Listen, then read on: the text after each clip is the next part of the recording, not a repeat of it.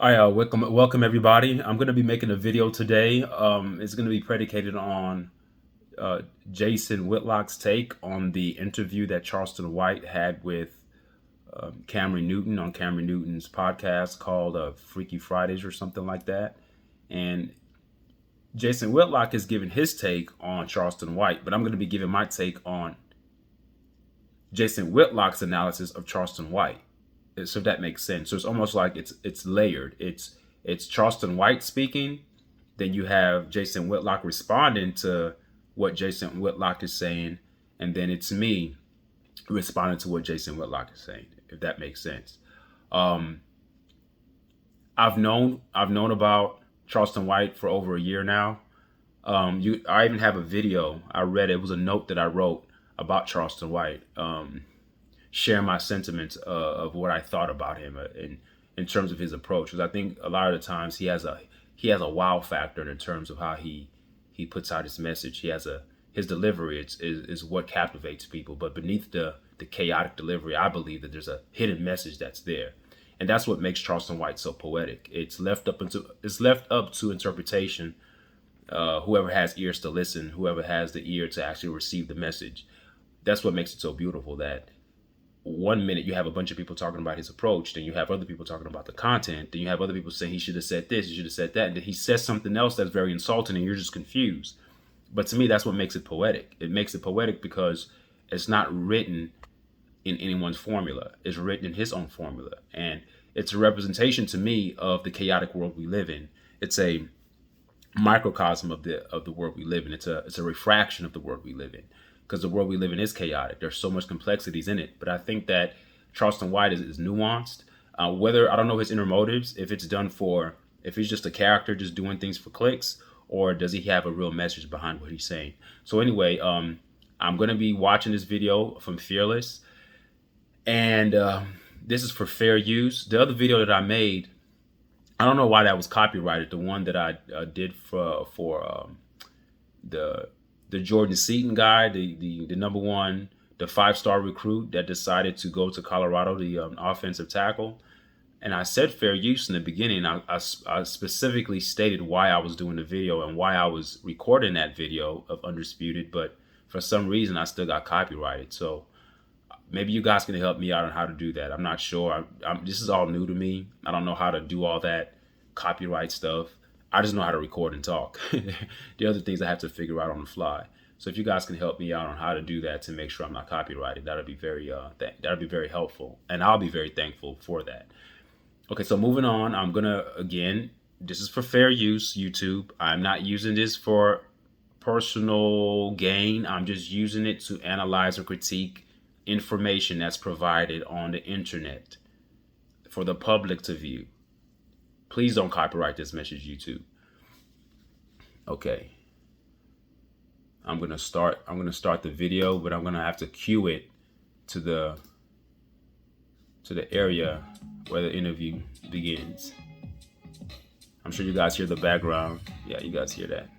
Boom, boom, boom. Welcome. Boom, boom, Welcome to boom. Reverence with Jason Whitlock. I am Jason Whitlock, your host.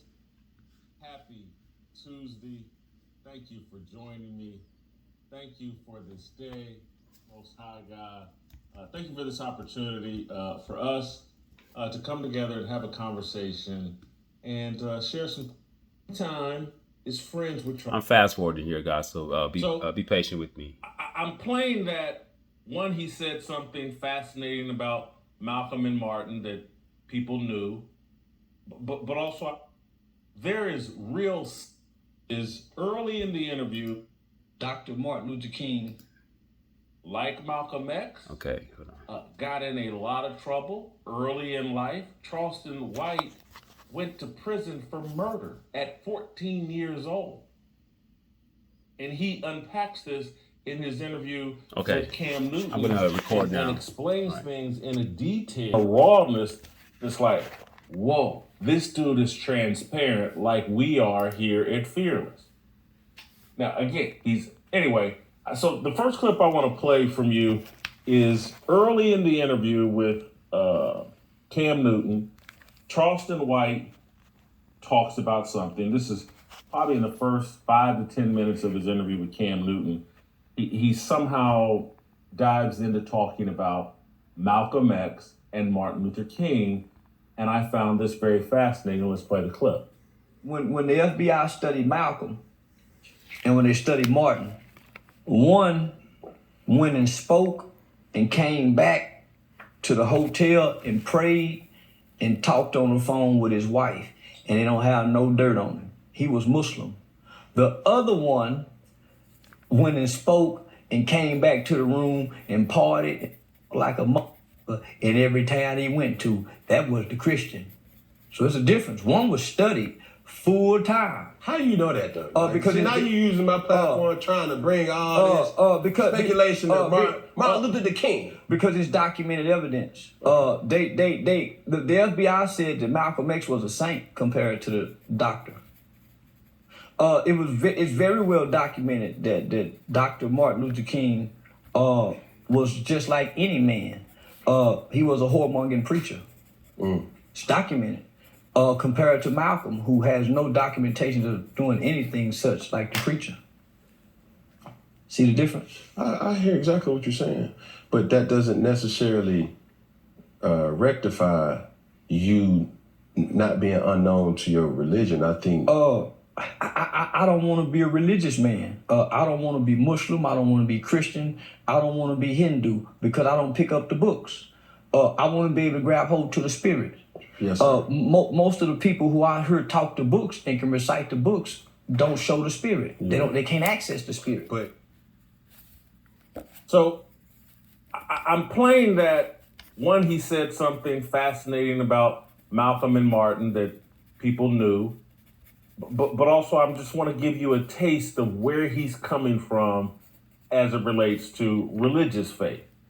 But the point he's making about Malcolm and Martin, it speaks to something we try to address on this show, or we certainly are going to spend more time about black men and Christianity. Okay. I'm going to stop it right there and give my take from just what I heard. I'll have my pencil in hand and I'm literally taking notes as Charleston White was speaking. And to me, when he's talking about the religion stuff, religion is a moot point. Religion is a man-made metric, and religion and spirituality are two contrasting elements. They carry the same allure, meaning that people who are religious think that they're spiritual, but people who are spiritual do not think that they're religious. But either way, it's all within that same referent. It's still within that same cipher, if that makes sense. I'm trying to make this clear to you. Like, that's where the convolution comes in. That's where people get convoluted, because you hear oftentimes people will say, yeah, my religion is Christianity, my religion is Islam, but it's not a religion. It's always a disclaimer, but it's not a religion. Christians would say it's a relationship with the higher power. And then Muslims would say it's a way of life. But either way, it's still a religion because you're predicating your lifestyle based upon dogma. When I say dogma, I mean dogmatic things or dogmatic writings that are written in a book that dictates to you how you live. Spirituality is free-flowing. Spirituality isn't confined to a text. Spirituality is who you and I are at core. It has nothing to do about being a sinner or being an angel or being a saint or being someone that's evil. It's just the way life works. I've been telling you guys this in numerous videos about the law of duality. It is true. It's a galactic law. It's a galactic principle. It's a principle of the universe. It's a concept of the universe. You can't evade it. It's not about sin and doing good and seeing how much good you can do. That's elementary. That's primitive. That's for simpletons. There's a more nuanced approach to looking at life. It's not letting any one thing overtake you. It's about being balanced. Now, I'm not saying do a balanced amount of evil and do a balanced amount of good, and then your life is good. We're not going to take the yin and yang principle and make it something that's justifying doing evil when it's premeditated and when it's contemplated and when you have malice behind it. I believe that each and every individual that exists on the planet, we operate based upon the knowledge we have. And we operate based upon the ecosystem or the current context where we're in. So I'll give you an example. We all know that stealing is considered to be wrong. It will be considered a sin in the religion dogma. But if a person was hungry and they were starving to death and they saw food in a grocery store and they walked in and they grabbed a loaf of bread and ran out, on the surface, that's wrong. But it's not wrong for that person to do that because the will to survive is much more important than the moral code of stealing and not stealing. So it just depends on where somebody is at that time in their life. That person who steals the bread, if that person who steals the bread has enough money, they will not steal. So the ecosystem or the financial structure which we live in, the free market economy, it invokes that type of lifestyle. It invokes greed. It embellishes greed. It has the haves and the have-nots mentality. It has the elites and the non-elites. It has classism. It has racism in it as well, because predominantly we view that the people who have most of the wealth, we see them as being the white people, and the people who have who don't have that much money are the ones that are considered the minorities or the brown-skinned people or the melanated people. So the system is afforded the ability to have those demarcations and those classifications, which altogether causes a divide and conquer tactic, which the rulers of the world love to have, because the more that it can divide us in any type of category, whether it's religious divisions, educational divisions, financial divisions, any divisions that they can incur or put into the system, it works very well for them because that's what they want. What they do not want is unity of the human race, be it black or white, or no matter what race or color that you are. So religion is a moot point. Spirituality and religion, as Charleston White was talking about, it's not about one was a Muslim and one was a Christian and one went home to his wife and the other one who claimed to be a Christian did something evil. That's primitive. That's for simpletons. That's too black and white. The mind is too complex to just look at things in that kind of through that kind of lens. Even though in that same vein, when you're taking that simplistic approach, you have to actually jump into the approach that's a little bit more complicated. And I say complicated because it's in complexities that we find nuances, and it's in those complexities that our minds evolve. When you stay simple, you become a simpleton, and you become easily maneuvered and influenced and manipulated. And that's what we are as a human race. The average American is too simple-minded, and this is why we're able to be manipulated with anything that the mainstream media gives us. So religion, that what I got from him speaking, Charleston White speaking, is that religion is a moot point. It doesn't matter. It's not about religion. It's about the spirit. My next point was that spirituality is the common thread that links all of us together. I wrote that down so I do not forget. Spirituality is a common thread that links us all together. It's not religion. Religion is a man-made concept. Spirituality is something that's naturally given to you, because everything is scientific. Everything in the world is scientific, but scientific things are things that we can see, tangible things that we can observe, whether we're using devices to observe them, whether you're using something like an electron microscope, when you're doing like research on certain molecules or cells, you can actually use certain devices to magnify things that cannot be seen with the naked eye. We call that science, but the things that the naked eye can't see, or the things that scientific equipment can't allow you to see, are things that we call spiritual. But spirituality and science are one and the same. That's why they call it spirit science. Our ancestors called it spirit science. Spirituality is the way that you came into this world. When you were in your mother's womb, in your mother's womb, that's science, but that's also spiritual as well. The cosmos and the internal organs and internal functionings of the human body, they work together. They're intermingled, meaning that they're one and the same. This is why the planet Earth is 70% water and human beings are 70% water. We are connected. So when I talk about spirituality, I'm not talking about going to a building, brick and mortar, sitting in freaking chairs and listening to somebody talk. That's not spirituality. That's just a lecture. That's a symposium. That's a monologue. That's a motivational speech. Spirituality comes from within. Because I tell you what, before you were born, before you had any consciousness or awareness of what was going on in your subconscious state, you were basically, I guess what you would call dead, but you were alive, but you just were not aware of what was going on. Not too many people can remember themselves being in their mother's womb. But in that moment, there was no religion. No one could give you a Bible. No one stuck a Bible up your mother's vagina and say, hey, read this. No one stuck a Quran up your mother's vagina and say, read this. These are things that we're given once we are injected from the spiritual realm into the third dimensional realm. Once we enter this phase of reality, that's when the religious books are given to us, and then we read and we go through the dogmas. It's not about that. Spirituality are the things that you cannot see, and true spirituality is not written in a book. It's ethereal, but yet it has a sense of material because the material comes from the unseen. So anything that you can see, the physical, comes from the unseen, which is why religion, in its context, in terms of how it's projected in this third dimensional realm that we live in, with the books, with the buildings, with the synagogues, with the garb, with the dressing, with the specific days you go on Sunday, you go to Bible studies, all that stuff is the man-made metrics. But the man-made things we see it came from a spiritual foundation, but that spiritual foundation has been corrupt via religion, which is why no matter how religious Martin Luther King was, he could not control his vices or his lusts for women. True spirituality can actually mitigate that because you're looking within. Religion tells you to look outside of yourself. Look for somebody to come save you. Look for somebody to come control you. It removes the personal accountability aspect of your own decisions from you. The free will, the autonomous beings that we are as individual sovereign beings, it takes that away from you because you feel like, well, I'm a born sinner. I'm born wretch. I'm destined for hell. I'm bad anyway. God help me. You're coming in with a victim mentality, with a victim mindset rather than a godlike mindset.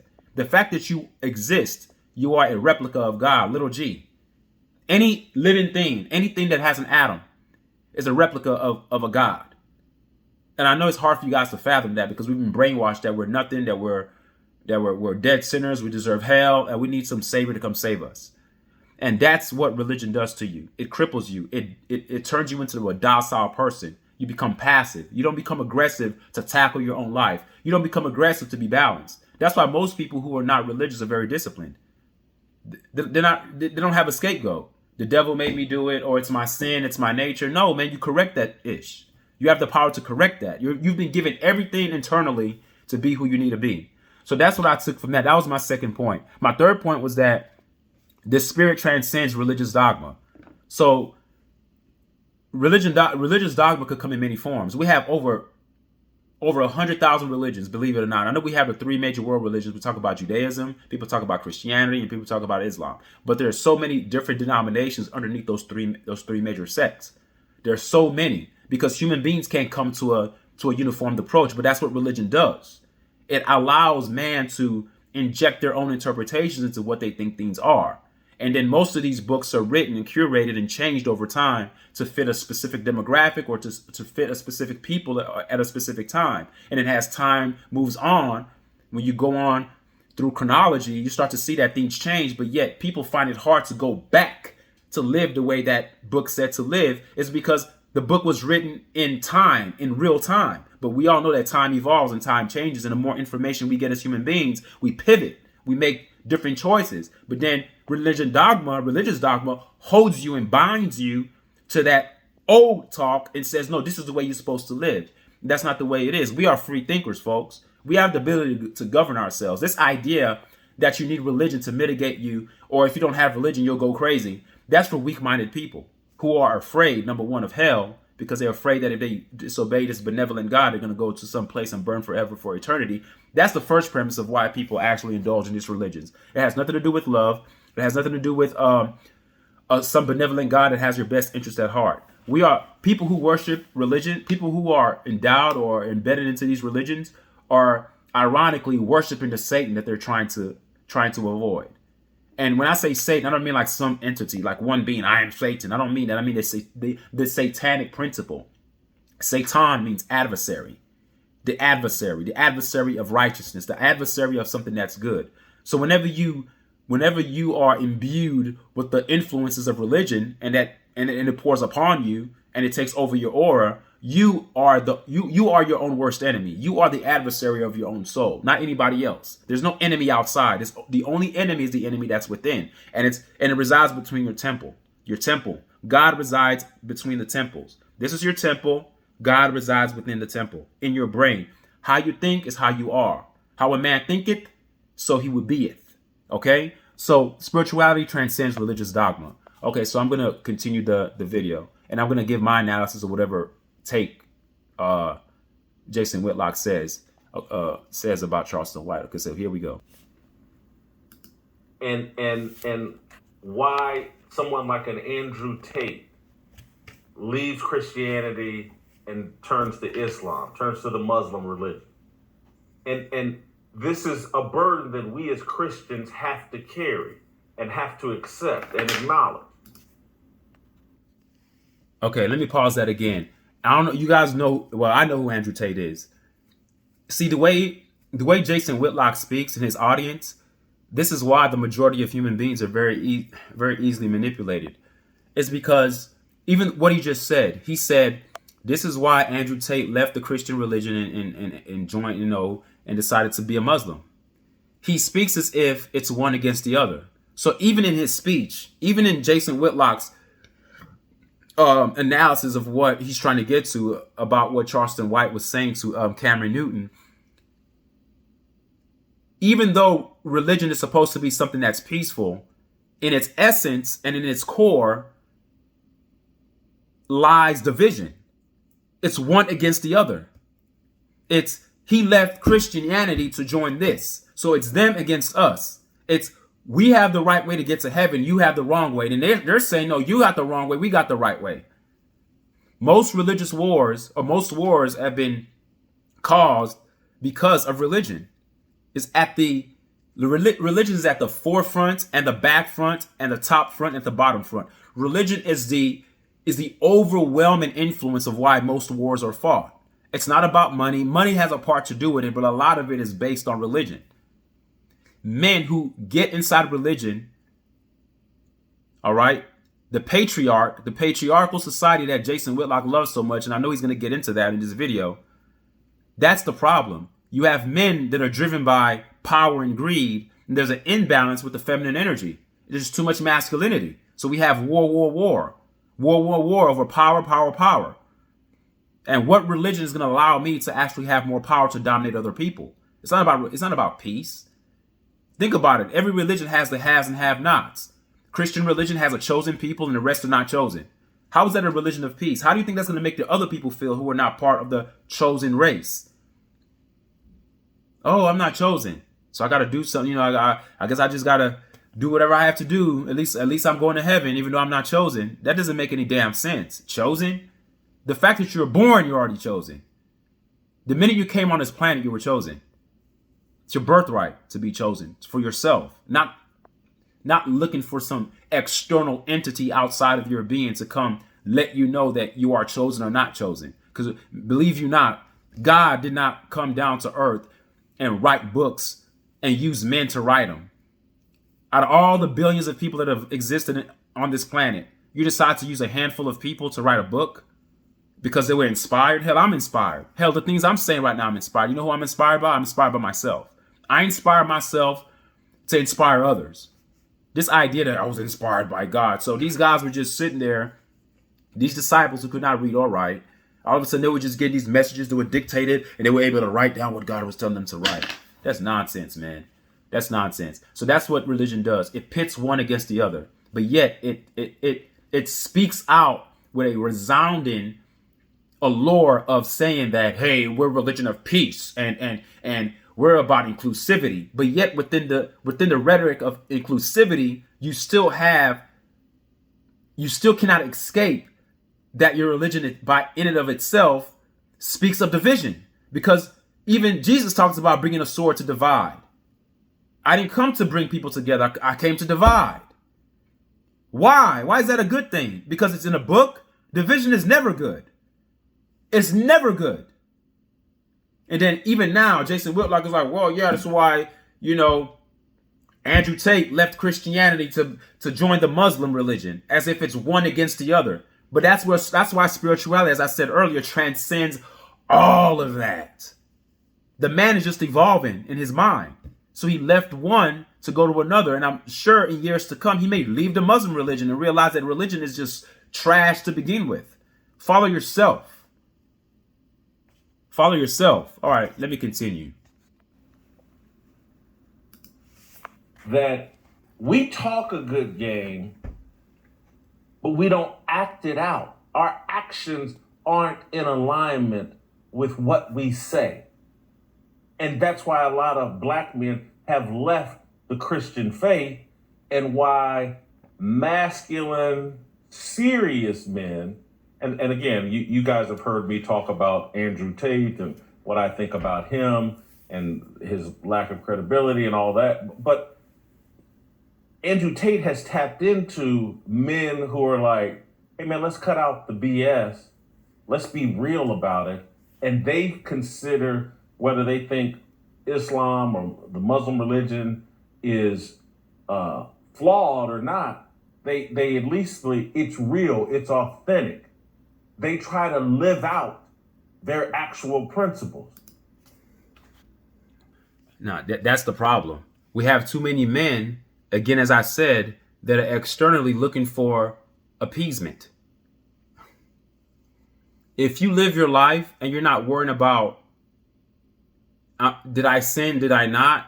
Did I do the do's or did I do not? I didn't do the do nots. Like, it's not that simple, folks. It's not that simple. We're all gonna make errors. We're all gonna do things that are not operating on the highest frequency. We're all gonna sometimes do things that are low vibrational. It's about vibrational. It's about your frequency. It's about what you emit. And each person is doing the best that they can to live out their reality. Do we say that a lion is a sinner because it devours its prey? No, in life you have predators and you have preys. That's what makes the concept of having some benevolent savior or some benevolent judge that hovers above the jungle. I'm giving an analogy here, that hovers above the jungle atmosphere and says, hey, that's not fair, or this is fair. It's not about that. You have predators and you have preys. You have to live your life not to be a predator or not to be a prey. You have to balance yourself within those two spectrums. At the end of one spectrum, you have the predators, and the other spectrum, you have the preys. You have to live a life that's in the middle. It's a neutral way of living, because sometimes you're going to inch toward the predator line, because there are times where you need to be a predator. As a man, if someone's breaking into my house, I'm going to become a predator. I'm going to kill you. You know why? Because I have 3 children and I have a wife. I'll kill you. I'll put all my kids in the back. I don't care if you have a machete. I don't care what you have. I would sacrifice my life for my kids. That's the predator in me. And that person coming in who thinks is a predator coming into my house, I'll become the predator and devour them. There are times in life where you inch toward the predator line, and there are certain times in life you inch toward being the prey. You become the bigger person. I'll give you an example. If someone insults you and you take the higher road, to the outside person looking in, they say, hey, that person told you off, man, you're weak. No, I'm not weak. I have the ability to devour them, but I chose not to. I chose to inch on the side of being the prey. It's almost like a number line. Remember in math, you had those number lines. You had 0 in the middle. Then you had the positive integers that went to the right.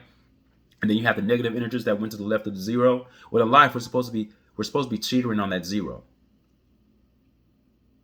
Balance. Not too low vibrational, not too high. Not so high that you're using your power for evil to oppress people, but not so low where you're getting taken advantage of. That's what life boils down to. Has nothing to do with living out your principles or talking. Too much men are talking, and not too many men are actually meditating and actually looking within. We're not taught to look within. Since you're born, you're told to go to church. Go seek. Go seek. It even talks about it in the Bible. Seek and you shall find. Seek yourself. A lot of the scriptures that you guys read, there's a lot of hidden messages in those scriptures, because it's not supposed to be taken literally. Not everything's supposed to be taken literally. When like certain scriptures that says, because the scriptures were taken out of old ancient books that come from ancient Sumeria. These are prehistoric books. These were things that were carved into stone. People rewrote these things and curated them. When I say curated, it means they edited, they took out certain things to make it fit whatever they wanted. Whoever had power at the time would take those religious texts to use it to oppress the people or control people, because those who have the knowledge use the knowledge for their own benefit, which is not a bad thing, which is a bad thing, because rather than you actually enlightening people and letting people know the truth, you're hoarding the information for yourself, and you're manipulating the regurgitation of it, or the information that you interpret from the book, and you're using it in a way that's going to help your social class or your social status or your financial status. or help your status in the hierarchy, to remain in a position of leadership, or to remain in a leadership, or to remain in a position of control. So when you're born and you're always sought to go seek, when do you have time for yourself? No one meditates. I talk to people all the time about meditating. They're like, what is that? Isn't meditation and prayer the same thing? No, it's not. Prayer is you on your knees like a beggar, begging for some benevolent being to help you. Meditation is saying, look, I gotta calm my ass down, sit down and think. Close my eyes, take some deep breaths, go outside and sun gaze. Meditating is not a position. It's not a certain way. That's why I say spirituality is it can't be confined by any man-made metric. It's not about sitting like a yogi in the middle of the sun. You can do that if that fits your style. There are many forms of meditation. Walking, thinking, looking within, not looking outside for help, looking within of how you're going to help yourself. So many men are out there trying to live up to a standard that they don't even have time to build themselves to be able to live up to the standard they're seeking. You're wasting energy trying to seek externally that you lack the power to actually live out what you're seeking. So when Jason Whitlock says, well, people are talking it, they're not living it. Stop talking. Shut up, stop talking, and start meditating more. Stop praying, start meditating more, and get out of religion. And then you'll find yourself a better person. Because now you have all the accountability is on you. You're responsible for the decisions that you make. It's not that the devil made me do it. It's my sin. It's my nature. It's none of that. You wake up trying to improve every day because you know all you have is yourself, me, myself, and I. No one's going to come save the day. Fairy tale myths for adults. Get out of here, man. All right, let me continue this. And those of us in the Christian faith, we don't. We pay it lip service, but are our actions actually consistent with the lip service that we pay? So that's one of the flaws that we as Christians have been making. And if you've watched this show, you've heard me talk about Jason Whitlock sitting up in a strip club talking about his Christian faith. You can't do that. I'm making a fool out of a very special religion. I'm making a fool I'm representing God in a very foolish way. Nah. Jason Whitlock, you're not representing God in a foolish way because when you were younger, you're like strip clubs. That's just a part of growth. That's part of the cycle. That's the cycle of life. We go through phases. The way I was in my 20s or in my late teens or my 20s is not the same person I am now. We evolve as human beings. We grow out of certain things. Now, some people don't. They remain a child, but it has nothing to do with your religion. We all have been through those walks of life. We were all immature at certain points. Our brains aren't even fully developed as men till we are in our 30s. That's when we start actually waking up to the realities of the life around us. We become more cerebral. So you can't use your old self and say, oh, yeah, I wasn't living out my religion. That's just part of it. Everyone who was young did stupid stuff, whether it's having sex, whether it's being addicted to porn, whatever it is that you were doing when you were younger. Hopefully you grow out of that. You become a better person. It's not religion. You may think it's religion that pulled you out of it because it makes you feel guilty of doing it, but it's not that. So you just grow out of certain things. You have better endeavors. You have responsibilities, especially if you're married with children. It sort of has a way of domesticating a man's wilder or baser urges. Most single men who have no responsibilities, they can go out there and put their thing into everything that's walking. They have sex with anything that's walking. When you're a married man, you have children, you have to appease your wife's emotions. And even though we're not that emotion as men, we have to actually adhere to our wives' emotions. We have to adhere to our kids' needs, especially when they're not dependent. Especially when they're not independent, and they are dependent upon me as their father. I have to kind of acquiesce to their needs. It mitigates all that. Okay, so stop talking about your past stuff, man. We've all been there. I used to drink a lot, go clubbing, do all that stuff, man. That was when I was younger. It had nothing to do with, oh, I was a sinner and now I'm better. If that's the same, we all sin. We're all still trying to find that balance. We're all evolving. The older you get, the more wiser you get. You know why? Because you're gaining more information. We're data collecting. The same thing the ultimate state of consciousness is doing that we call God, that God is data collecting as well. Because it's that energy or that power or that vibration, it's the cause of reality.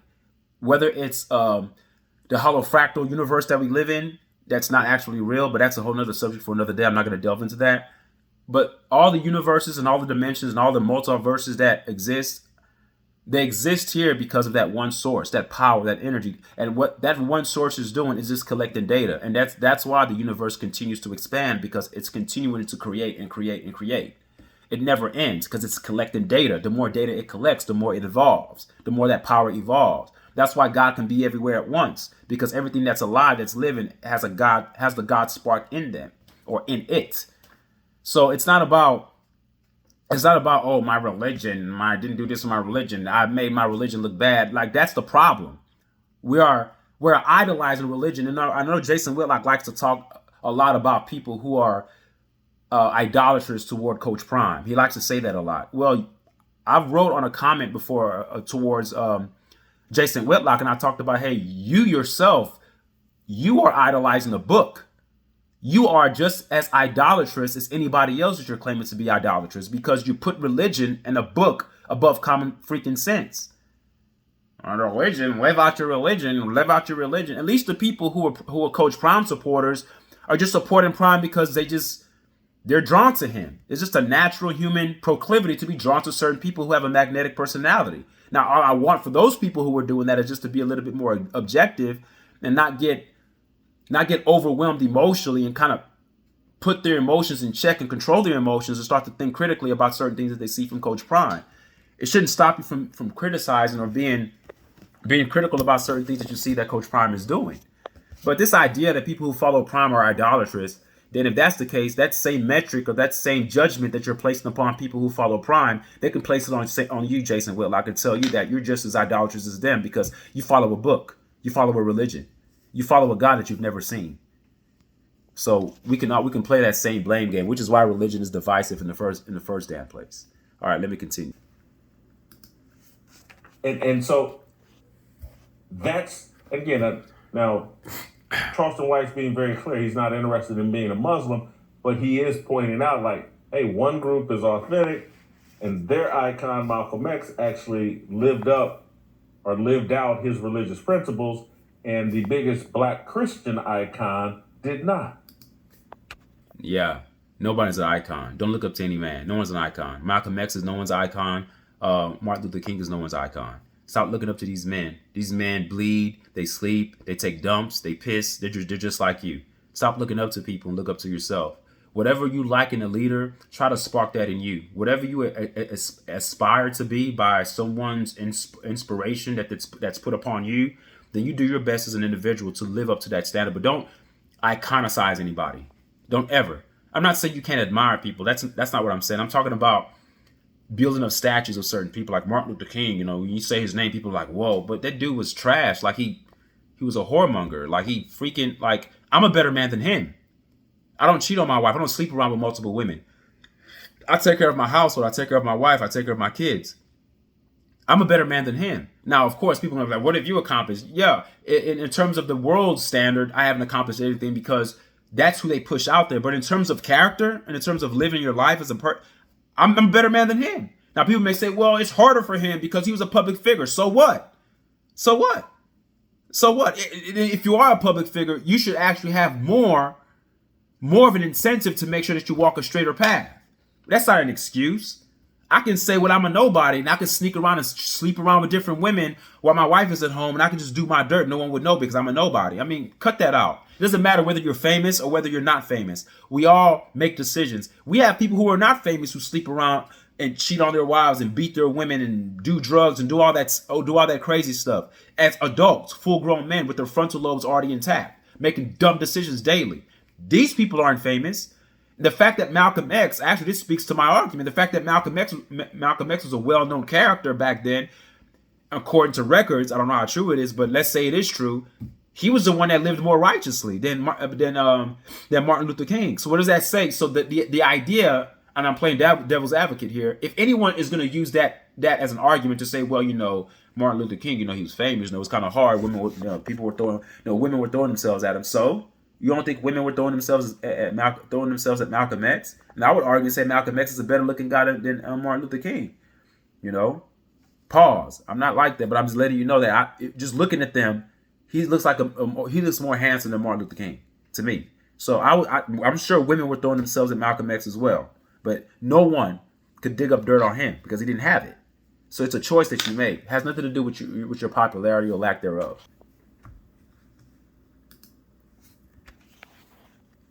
It's something we have to deal with. And so I found that interesting. And so I'm playing this just so you get an understanding of who Charleston White is. And so here's Charleston White talking about his family and what he picked up from his family upbringing. We got granddaddy, we got grandmama, we got aunts, we got cousins. Mm-hmm. So we got a big family. Yeah. And we got males there.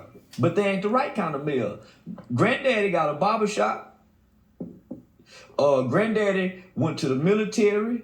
Granddaddy retired from Paul Lumber's yard. Granddaddy worked at the bus barn. He the supervisor at the bus barn, but he pimping. He got all the hoes boosting and stealing.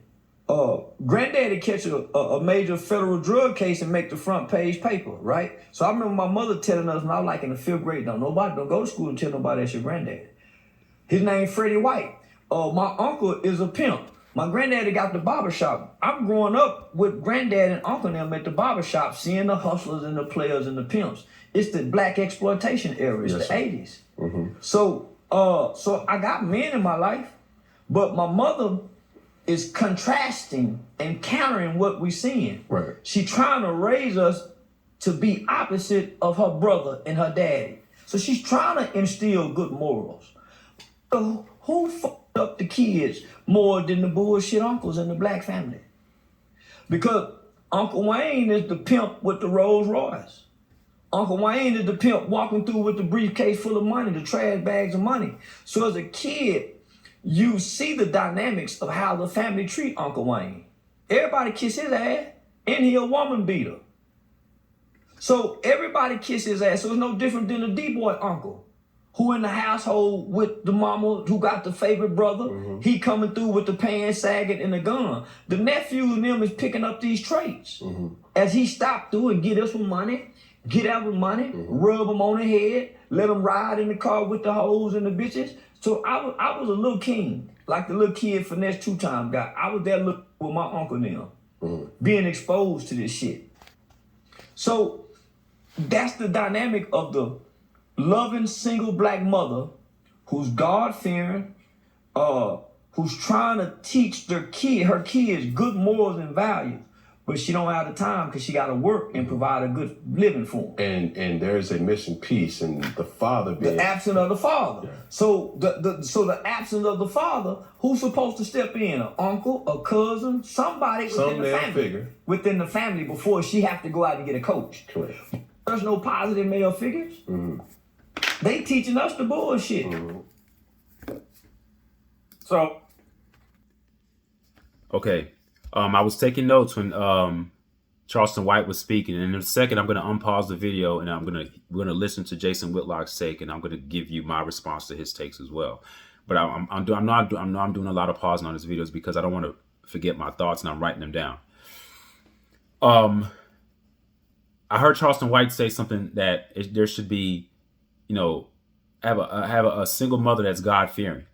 Well, that's the problem. A woman should not. Okay.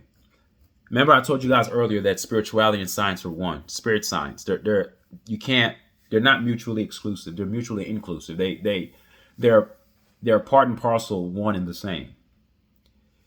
If you go back and you study genetics and you just look back at the genetics in its rawest and in its most pristine form, in terms of what the scientific journals have stated, in terms of what scientists have found out,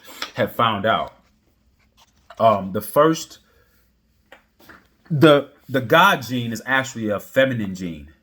It's the mitochondrial Eve gene that's in a woman, in a black woman. So in my mind, all right, my perspective psychologically, is that when you talk about a God-fearing woman, a woman should not fear God. Men should fear women, because the woman is God. She has the gene. There will be no life without the woman. No person on this planet came into this planet not attached to an umbilical cord. Adam, the story of Adam and Eve. Eve didn't come from Adam. Adam, man, Adamu, man came from Eve. The atom, A-T-O-M, not Adam, A-D-A-M, atom, atoms come from the mitochondrial Eve gene. There's a lot of wordplay in the Bible, folks. You guys take it literal, and it's not scientific, it's allegorical, and it's left up to you guys to do your own research. I'm not here to dissuade you from believing whatever you want to believe. But the mitochondrial Eve gene is from the woman. The woman is the generator and the organizer and the dispenser of reality, of life. The G-O-D, the acronym G-O-D, generator, organizer, and dispenser. That's why our ancient ancestors, they viewed God with the feminine, they viewed God as a feminine energy.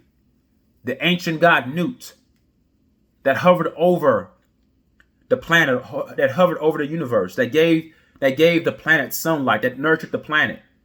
Because back then, people were heavy in agriculture. They were agrarian societies. So I'm not saying that women shouldn't fear anybody. Women shouldn't fear anyone. Men should fear God. Men should fear women. Because when Mother Nature is off, we're all effed up. We're all effed. When a woman, that's where they get the term, when happy house, when they say happy wife, happy life. When a woman, I'm writing these things down, there's some things that I wrote down. When a woman is not happy, no one's happy. When Mother Nature is molested, no one's happy, no one benefits. When nature is corrupted by the evil systems that we inject, whether it's through the chemtrails that we're spraying in the skies, whether it's all the radiation poison that we're all receiving, that they call viruses, but it's actually coming from electromagnetic frequencies that we all are bombarded by. When you molest nature, it molests you. When you don't let nature run its natural course, it becomes a hindrance on us. It's not a benefit to us. So the chaotic black life, the chaotic black experience of Charleston White, is not that the mother was trying her best to seek God, is that everything is inverted and flipped. Men don't fear God because men don't fear women. Men don't fear the power that a woman can bring. When we think of power, we oftentimes think of the physical strength of the two sexes. We say, hey, men are stronger, they're more powerful, and that's where it ends. There's more to being powerful than just the physical aspect. I would argue and say women run the world because most of the things that men do are predicated upon what women decide. Now, people may say it the other way around. Well, the reason why a lot of women are wearing short clothes and we're getting fake breasts and fake butts is because that's what men like. That can be argued. But I would make the argument, I can make the solid argument that the world operates off of the energy frequencies of a woman. So it's a man's world, but it's a woman who rules it.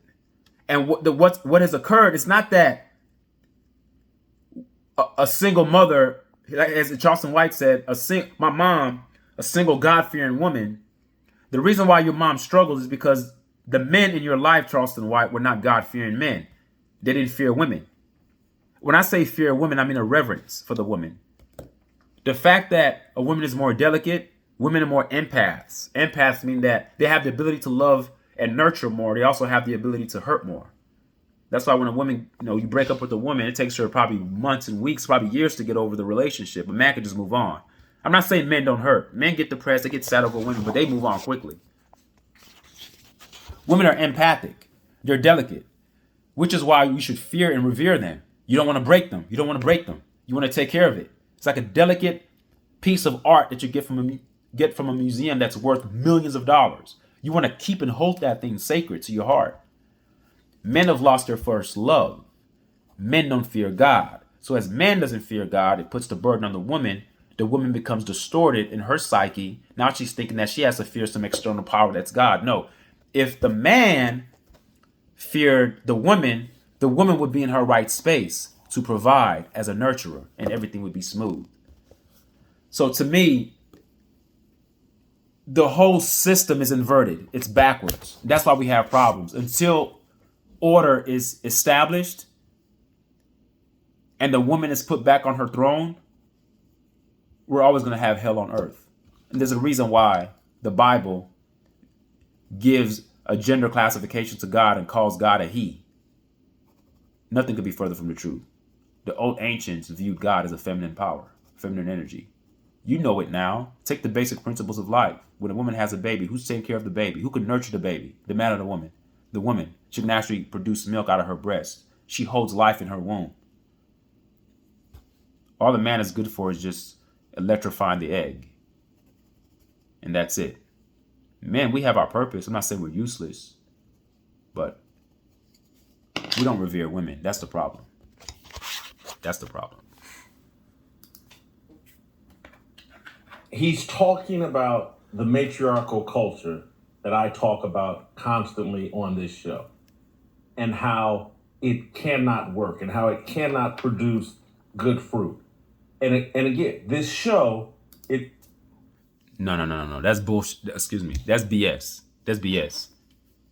What America has done through mainstream media, which is a CIA operation, it's a psychological operation that's waged upon the minds of people who actually are influenced by the messaging, the streaming, and the channeling. That's what they call it, channels. Streaming, programming, TV programming. It's all done to program minds. Jason Whitlock, unfortunately, has bit the bait. He has bit the bait that was put forth in front of him. What do I mean by bit the bait? Matriarch versus patriarch. Matriarch meaning a woman-driven civilization, and patriarch means a masculine or a male-driven civilizations. We know for a fact, when you go to these Middle Eastern countries that subdue women, that oppress women, women have to cover themselves in religious garb. Those areas are war torn. There's no color. There's no life. It's just dominance. It's bitter. It stinks. That's what male energy does when it doesn't have the right balance of the female energy. Both need to coexist within the same referent. The referent is life. Both need to coexist within the same referent. We know that for a fact that that male energy, no matter how positive it tends to want to be, has a proclivity and a bent to being catastrophic and being harmful and dangerous to those who function in it without the balance of the feminine energy. How can you operate without the feminine energy? And the only reason why you have the ability to even have the masculine energy was because of the female energy that even allowed you to be birthed. Did you guys know that sex is a feminine is a feminine trait? Making love, whatever you guys call it, that's enveloped in feminine energy. Did you guys know that praying is feminine energy? Do you know that meditation is feminine energy? Do you know that sacrificing is feminine energy? Who sacrifices most out of a man and a woman when a woman is pregnant? The woman, the woman's body is ravaged, spread open. So when Jason Whitlock talks about the matriarchy, the matriarchy will not work. No. Again, religion is divisive. It's not about man versus woman or woman versus man. It's about bringing in the two and having harmony, not even balance. Because when you talk about balance, it invokes a rhetoric of 50-50. It brings forth the proposition of 50% over here, 50% over there. So it's balance. You do your 50%, I do my 50%. Harmony doesn't work with metrics like that. Harmony just means, hey, sometimes that feminine energy may take over the whole thing. Sometimes the feminine energy may be the whole 100%. And the masculine energy may not be there. The matriarchy may not even exist, or the patriarchy may not even exist in certain situations. But there are certain times when the patriarchy may need to overwhelm the reality of the civilizations that we live in. That's what harmony entails. Harmony does not mean that there's an equal amount of projection of energy that's put forth at the same time. That's too primitive. I'm trying to extend our thought process to make it more evolved and stretch out of this concept of black and white, you against me, Muslim against Christian, woman against man, patriarch against matriarch. Let's move away from that. We know overwhelmingly, scientifically, not what civilizations have invoked upon us through mainstream media and all this garbage and this indoctrination concept that they use public education for. Just looking at it from a scientific perspective, the feminine energy actually is the energy of why a lot of things happen. The masculine energy is actually here to preserve the feminine energy, and the feminine energy is actually the source of life. So this idea that the matriarchy, which is predicated on civilizations that are ran by women, cannot work, it's not about women running the world or men running the world. It's about a mindset. It's about having a shift in paradigms. We're talking about an entire paradigm shift here. And this is not something that could be done overnight. It's by revering the woman, that putting her on her throne, whether they deserve it or not. It's not about, oh, these women act like hoes and these women act like this. It's not about what people deserve or what they don't deserve. We can't predicate it on that. Let's just follow the science. If we revere women and put them back on the throne as they're supposed to be, everything else works out. There'll be times when it'll be okay for the patriarch to take control. And there'll be times when it's okay for the matriarch to take control. That's what harmony entails. Harmony, harmonious. It's not about having male duties and female duties. There's sometimes my wife cooks, sometimes I cook. Sometimes she does the dishes, sometimes I do the dishes. Sometimes she's busy doing something, or maybe she's doing something on a computer. Then sometimes I have to do something with the kids. It's not like, oh, you're a woman, you're supposed to cook and be in the kitchen every day, and I come home from work and have my meal done. Or I'm a man, I'm supposed to always do the yard work. No, but as a man, I'm not gonna allow my wife to do yard work. I just won't do it. That's just, I don't know. I can't sit around and have her doing it. That's one thing I won't let her do, but that's just a personal preference of mine. But the point I'm making here is that there's no significant gender roles, because gender doesn't exist when you talk about a God. God is represented through the feminine aspect of energy and through the masculine aspect of energy, and the physiological traits or the embodiment or the exoskeleton that we have, the exo, meaning what we see on the outside, it's a representation of God, because God comes in female form and masculine form, but it's all God, it's all one. That's what harmony means. It's not that one dominates the other, because when you do that, when you pit that type of rhetoric together, you have what you call a civilization that's based upon a cancerous mindset. What is cancer? Cancer is when your cells start to eat itself, and those bad cells become so potent, they start to metastasize and attack everything. So we are, as a civilization, because of our rhetoric and because of our mindset and our psychology, which is based upon a psychosis, we think that it's about man versus woman and woman versus man. But do you know that when you pit those two together, you're actually causing an infighting within the same cell or within the same structure? So it's almost like your body attacking itself. An autoimmune disease, if I can use that sort of scientific terminology, it's an autoimmune disease, where the body starts to eat at itself and attack itself. So when we're putting man against woman, we are attacking the human experience. The human experience is a godlike experience that's entailed with two specific referents: a woman referent and a man referent. The feminine energy and a masculine energy. It comes together as one. It's harmony. So it's not about who dominates. It's not about, well, should we let women rule the world? It's not about ruling the world. It's not about ruling the world. It's about first putting a woman on her throne. Not a physical throne. I want you guys to follow me. I don't mean like a physical throne. I'm just put her on her throne. No. Put the woman where she's supposed to be. Revere her. And everything else will work out from there. Once you have order at the top, everything else kind of fixes itself. But if the first part is incorrect, it doesn't matter what we talk about. It's all moot. It's useless. Utterly useless. Some people sound like, oh, Whitlock just hard on the black women. No, I'm doing exactly what Charleston White is doing. The failure of the black man is why our family structure is in tatters. And it's why we have a matriarchal culture that produces bad fruit. No. Well, the only thing I agree with on that is that the failure of black men, I'll just put men in general. The failure, well, I'm going to take his words. The failure of black men, it's not about being, being a strong man and taking lead. The failure of the black men, as I said earlier, is them not revering women. They're not fearing God. They're not fearing the feminine energy. They don't revere it. I don't mean fear the woman. Fear things that have feminine energy. Take meditation seriously. That's a feminine trait. There's a feminine energy. Take the life that's being produced from a woman. Revere that. Respect that. Respect the woman that's actually doing it. That's feminine energy. Respect if you pray, which is a feminine, which is encapsulated in feminine energy. If someone's praying, respect that. Respect the feminine qualities of life.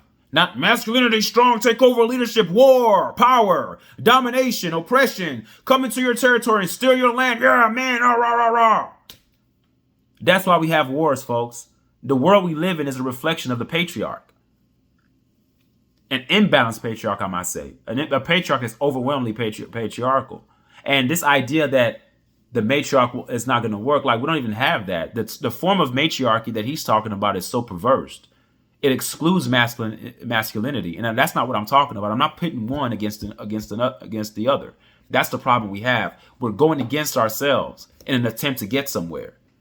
That's psychotic, folks. You can't go against yourself and have progress. You can go against yourself and then you regret. You go backwards. You go back to the Stone Ages. You go back to the Dark Ages. Simpletons. And so, before watching this Cam Newton interview, completely unaware of like, oh, there was this kind of depth to what Charleston White is talking about. I see the viral clips. I see the cursing and the profanity. I had never taken in like, oh, what is Charleston White really representing? Well, who is he and where did he come from and why are people responding to him? And it comes off like, oh, this dude is a little bit like the next wave, new wave Kevin Samuels or a different version of Kevin Samuels. This internet sensation. I didn't know what he was about, but now I'm starting to get a deeper understanding. Like, oh, this dude is unpacking the things that I talk about in a way that connects with people from the hood, people in the ghetto, people that are used to having things unpacked in a very profane way. So he then goes on to make a follow-up comment about what he calls the typical single mama household or something. I don't want to play that. And then we're going to transition from that into a little bit more of his background. But let's play the clip of him talking about the typical single mama household. African-American parent home. It's so not problematic. It's trauma-based. It's trauma. It's trauma-based. In that household that's festering, and you're building the next generation of killers, pimps, drug dealers, because that's what they see. Out of fear. You do this. It's some mothers. All my partners, they got the gangster mamas. Mm-hmm. Them some of the most hardened killers in the streets because their mothers groomed them. Mm-hmm. Was groomed to be hard on a woman. He's very abusive because his mother taught him these traits. And whatever mama teaches us, we stand on it. I'm gonna say it again. Whatever mama teaches us, we stand on it. Mm-hmm. Why do you think what mother teaches us is we stand on it? There's something powerful about the feminine energy. There's something powerful about the feminine power. There's something powerful about women in general. And some have been misguided, some have been misled. And as they said, fear is an emotional toxin. It's an operation that's been used for many, many years by the CIA to corrupt races of people. Fear of a disease, fear of a biological warfare, fear of a biological toxin, fear of a pandemic, fear of this or fear of that. So when a woman is grooming her son to be hard, he talks about you're grooming a killer. I would say that if you're gonna groom a killer, all men, because we have the proclivity to have output to put energy outward, we're very, very straightforward because not trying to get graphic here, but even in our actions in bed in terms of having sex, we protrude outward. We go in. The woman takes. The only thing I say that a man is justified in doing is, if you're going to take life in the protection of things that are feminine. Women, children, grandparents, feminine energy. When you stand on those principles, if you're taking life because you're protecting that, that's justified. That's what I mean by placing the feminine energy at the top. And by default, we have to put women there too, because women are the embodiment of that feminine energy. And I get it. I know some women don't deserve. You're going to be like, nah, man, some women, that's okay. That's the outlier. Let's not focus on the negative women out there. Let's just look at it in totality in general. Let's just look at the females in general. Not all women are horrible and not all men are bad. It's not about who deserves to be put anywhere. Follow the science, folks. The women should be revered. And when she's out of order, she starts to operate out of fear because she doesn't have the protection of the man. Because again, there's no harmony there. There's an imbalance. There's no man there. So all of the pressures are put on the single mother. So the single mother ends up doing the best she can out of fear. And I've always said on videos, when you operate from a foundation of fear, the end results are going to be catastrophic because it clouds judgment. It clouds judgment because you're operating from a desperate state. You're operating of what could happen that's negative. And so as you think, so you will become, and so you are. So I'm afraid that we don't have this, and you raise your kids in fear, then whatever fear you have becomes your reality. Your kids end up going to jail or end up being dead. But when you have harmony within the household, there's a certain security that's put around that household, a certain hedge of protection that's put around that household. It's a psychological protection that doesn't allow anything to operate off of what could not be. It'll be things that are being put into that household that are based upon what could be. There's a difference. What could be gives you the idea of working towards what could be. What could happen that's negative, you start operating from a perspective of desperation, of, okay, I got to watch out for this. I got to make sure this. And when you do that, there's a certain level of paranoia that's injected. And then even in your unborn child, something called epigenetics, you end up affecting your children from a genetic perspective. Before they're even born, you already put them behind the 8 ball. So you end up having kids that are born with high anxiety. Where does that anxiety come from? It comes from the psychological framework of the parents before the child was born. And it also comes from the toxic foods that they're allowing us to eat, the chemicals that they're putting inside the foods, lacking of many vital minerals and vital nutrients, which causes the underdevelopment of brains to occur. And when that happens, you have kids who can't take certain things, who can't take critique, who can't take hardships, and they end up using drugs as a coping mechanism. But all of this is done strategically, folks, as a war that's waged upon the black race. But before we can even start to get somewhere, the woman has to be put back on the throne. We get away from this idea that we're supposed to have a patriarchy or a matriarchy. We're supposed to have a matriarch. How do you say matriarchal? If I'm saying that right, matriarchal. We're supposed to have a matriarchal themed civilization that's based upon the feminine aspects and the feminine traits of what a woman can provide, and we operate from that perspective. In that vein, we can get things to actually be corrected. But when the first premise is off, then everything else we do from then on becomes a moot point. The reason why the woman is raising the kids the way they're raising them is because she doesn't have the protection of the black man. And that doesn't mean that because that doesn't mean that we should point to a society.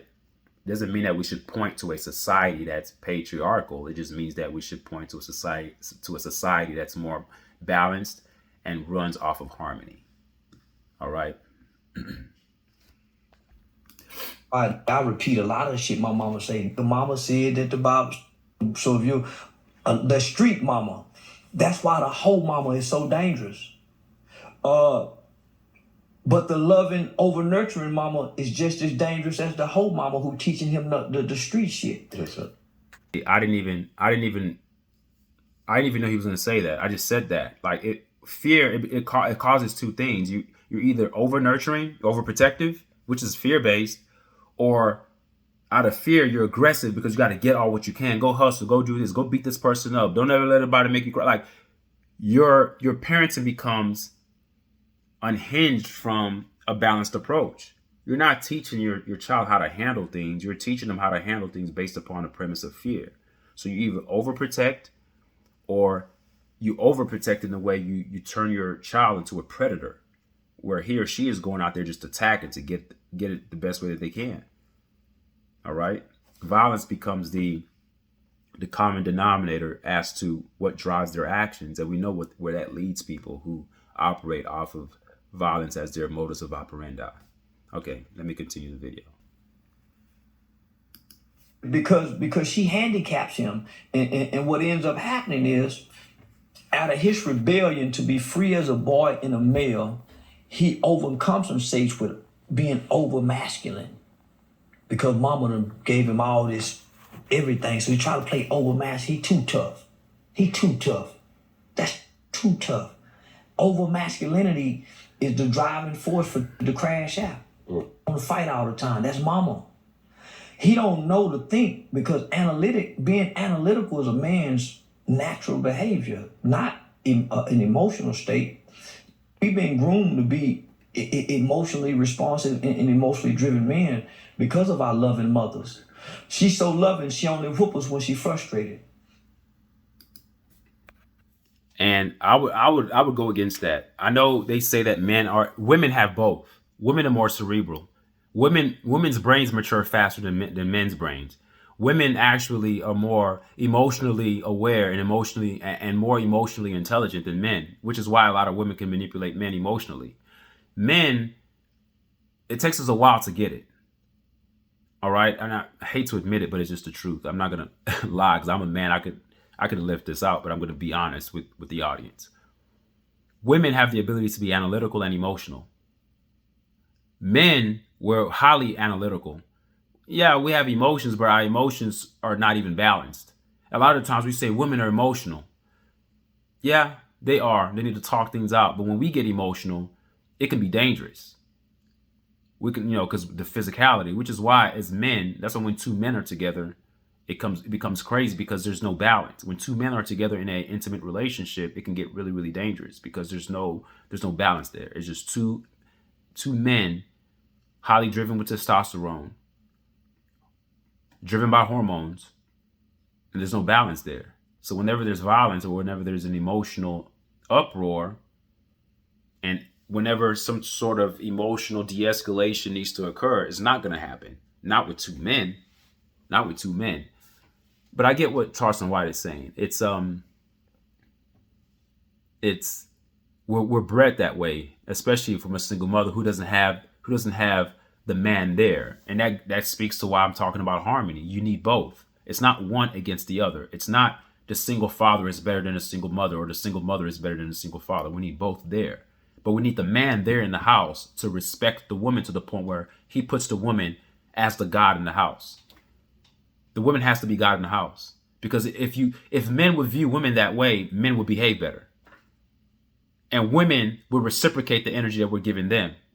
But it starts with, I know everything, people say it starts with the man. No, it starts with man. It starts with the male, the man, putting a woman in her right spot. When a woman is elevated in her right spot, everything else works out. I mean, now the woman sees where you're putting her, then she can operate accordingly. I know you guys don't like that. And it sounds weird coming out of my mouth, but I'm not going to lie to you guys. That's the way it's supposed to be. And that's the way my house is. And that's why I have peace in my house. That's why I have peace in my house.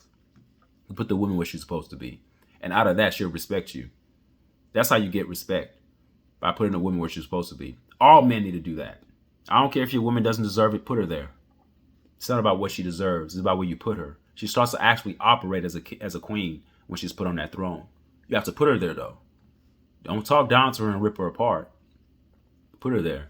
And if you see a person that's degrading a woman, or using a woman in a derogatory way, or using a woman as some sex object, then you can actually go out there and beat up the man that's doing that. Because if we all as men have a standard of what we view women to be, queens, then we will make sure that no man is degrading women. we would actually be the ones to stick our neck out to actually defend the feminine qualities of a woman that are supposed to be noble and virtuous. We wouldn't say, hey, yeah, man, she bouncing that ass, nigga, she done. No, we wouldn't do that. We would get upset at that because that's not something that we want our daughters to aspire to be. And that's not something that we want our wives or our grandmothers to actually, look at and say, oh, this is a great thing to be. We should have a sour, bitter taste in our mouth when we see things like that. So if all men will operate the same way and put women on the throne as they're supposed to be, the generators and the organizers and the dispensers of reality, because we know all life emanated from a woman, a black woman, the mitochondrial Eve gene, scientifically proven. This is not me just pulling out something out of my a-hole. If we know that to be the fact, then women have earned that right from a scientific perspective to be on the throne. So it's not that it's a matriarch versus a patriarch. It's just putting things in order and just let nature take its course. Let's take away the terms, take away the classifications, take away the terminology and the silly identifications. Just remove them. All the wordplay causes too much confusion. Just let things operate the way they are. Okay? Just let things operate the way they are.